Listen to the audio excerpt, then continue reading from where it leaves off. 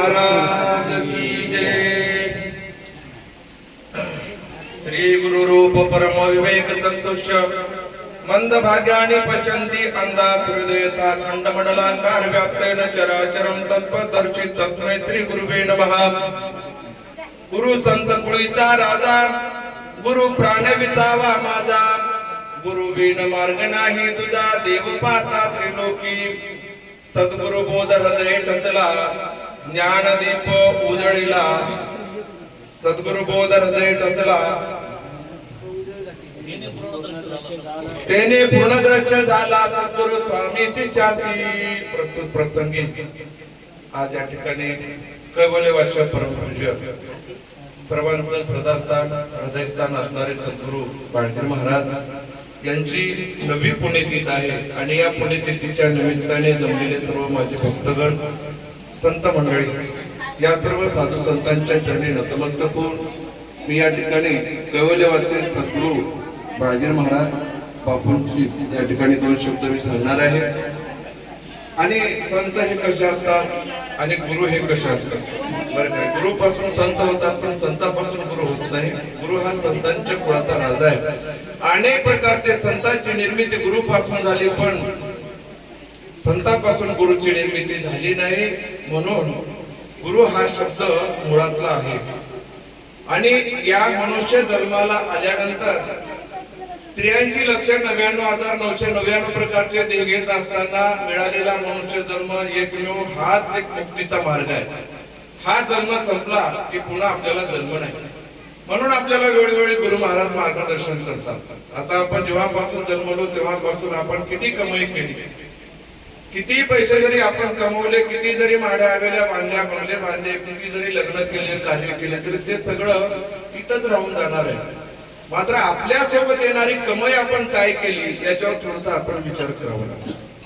ह्या कमाईला महत्व देऊ नका। आता महाराजांनी सांगितल्याप्रमाणे नामस्मरण करा।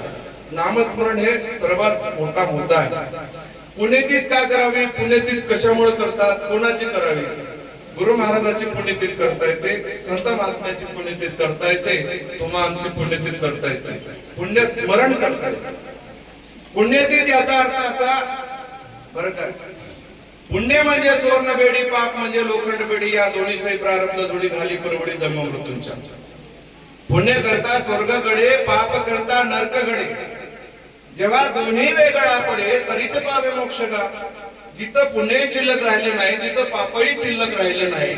ज्याप्रमाणे कापुराला अग्नी लावल्यानंतर शिल्लक काही राहत नाही, अशी अवस्था गुरूंची असते। म्हणून गुरु हे आपल्या सारखे करतात बरं काय, आपण सारखे करती तात्काळ नाही, काळ वेळ तया लागली।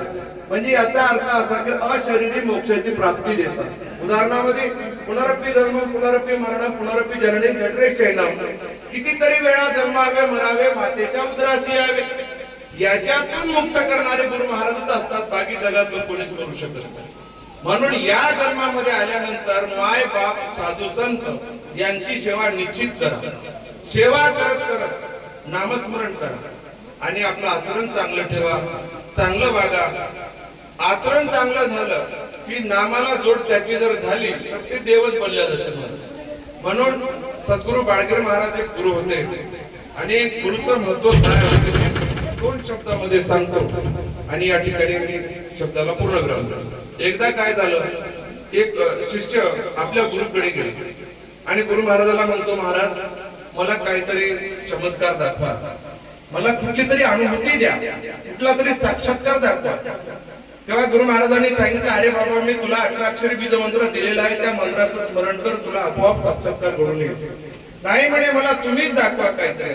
असं म्हणल्यानंतर गुरु महाराजांनी विचार केला, म्हणजे असं कर, तू आतमध्ये जाय आणि एक अलमारी आहे लाकडाची आणि त्या अलमारीमध्ये एक लोखंडाची डबी आहे, ती डबी बाहेर घेऊन ये। तो शिष्य आतमध्ये गेला, अलमारीमध्ये लोखंडाची डबी होती, लोखंडाची डबी घेतला, बाहेर आला। आल्यानंतर गुरु महाराजांनी सांगितलं, अरे बाबा या डबीला आता तू काढ म्हणे। जशी आपली काड्याची डबी असते त्याप्रमाणे ती डबी खोलली। खोलल्यानंतर त्या डबीमध्ये एक असा कागदामध्ये बांधलेली छोटीशी पुडी होती। गुरु महाराजाला सांगितलं, म्हणजे महाराज याच्यामध्ये छोटीशी पुडी आहे, ते काढ ना म्हणले। वर पुडी काढली, वर काढल्यानंतर ते पुडी सोडली, पुडी सोडल्यानंतर त्या पुडीमध्ये छोटूसा एक तुकडा होता लोखंडाचा. आणि आपल्या गुरूंना सांगितलं, म्हणजे गुरु महाराज याच्यामध्ये तुकडा आहे म्हणे लोखंडाचा.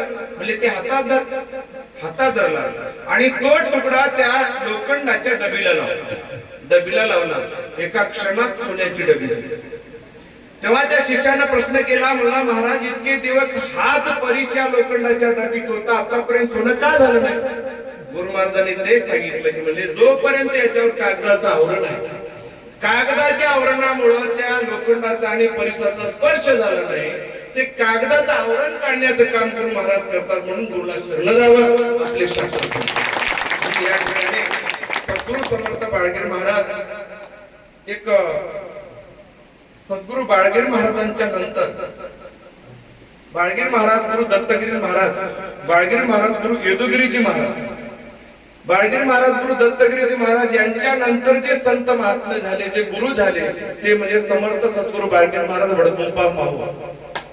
कारण त्यांचा आचरण, त्यांचे नियम, त्रिकाल संध्या, त्रिकाल स्नान, कोणाची भाडभीड नाही, कोणात म्हणजे असं लालचीपणा नाही, हा भक्त मोठा आहे मला काहीतरी देईल याला वरी बसवा, असं काहीच नाही. गुरुच्या दृष्टीमध्ये सगळे समभाव, लहान असो मोठा असो थोर असो, सगळ्याला घेऊन चालणारे आमचे गुरु महाराज.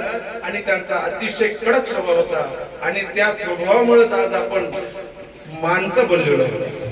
नाहीतर आपण मनुष्य जन्माला येऊन सुद्धा आपल्याला कळालं नसतं की मी कोण आहे, कुठून आलो, कशासाठी आलो. म्हणून कोठून आलो कोठे जाणे विचार मनाला, कर्तव्य ते काय करावे पुसावे गुरुला. म्हणून गुरु महाराज आपल्याला जे कर्तव्य दाखवून देतात, बाबा रे आयुष्यामध्ये तू जेवढी कमाई केला ते सगळी इथंच राहून जाणार आहे, पण तुझ्या सोबत येणारी जे वस्तू आहे तुझ्यासोबत तू कमवलाच काय, हे मात्र गुरु महाराज विचारतात. बाकी तुम्हाला जगात कोणी विचारणार नाही. म्हणून सद्गुरु कैवल्यवासी समर्थ बाळगीर महाराज यांच्या 9व्या पुण्यतिथीला स्मृती देऊन या ठिकाणी मी कोटी कोटी दंडवत शतशः प्रणाम करून त्यांना मी पुष्पहार वाहतो आणि माझे 2 शब्द या ठिकाणी मी ठेवतो. दत्तात्रेय महाराज की जय.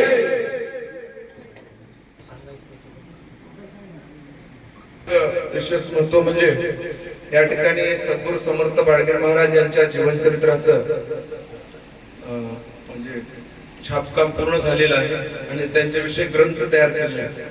त्याच्या अगोदरचा ग्रंथ होता पण त्याचा उतारा घेऊन आलो त्याच्यामध्ये थोडंसं सुधारणा करून जे काही दृष्टांत त्याच्यामध्ये नव्हते अगोदरच्या पोथीमध्ये ते दृष्टांत आतमध्ये घालून सर्व गुरुभक्त जगमित्र मंडळ चिकाची वाडी यांच्या सहकार्याने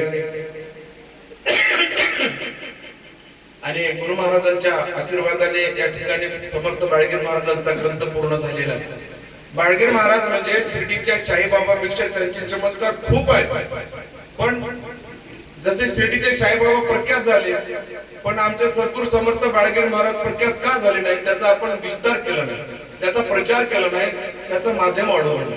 आजकाल मीडियाला म्हणतोय बरं काय, किती बी हिरा राहू द्या ते कोंड्यात असेल तर त्याला कोण विचारू आहे की नाही. म्हणून बाळगीर महाराज काय होते ते आज आपल्याला ह्या ग्रंथामधून सगळ्यांना कळणार आहे. नुसते बाळगीर महाराज म्हणजे जन्म मरणाचं हरण करणारे होते. म्हणून शहादत्ताचा अवतार बाळगीर महाराजांना म्हणतात. आता या ठिकाणी बाळगीर महाराजांच्या जीवनचरित्राचं प्रकाशन झालेलं आहे. श्री संत समर्थ बाळगीर महाराज जीवनचरित्र ग्रंथ शहादत्ता अवतार श्री श्री श्री अष्टकौशल्य सन्मानित महंत नारायणगिरी गुरु बाळगीर महाराज पटसंस्थान वडगुंपा माहूर यांच्या आधिपत्याखाली हा ग्रंथ छापण्यात आलेला आहे आणि त्याची खूप चांगल्या प्रकारची प्रिंट करण्यात आलेली आहे. सर्व भक्तांनी या ग्रंथाविषयी सहकार्य करावं आणि जास्तीत जास्त गुरु महाराजांची सेवा आपल्याला घडावी हे बोलून माझे शब्द संपतो.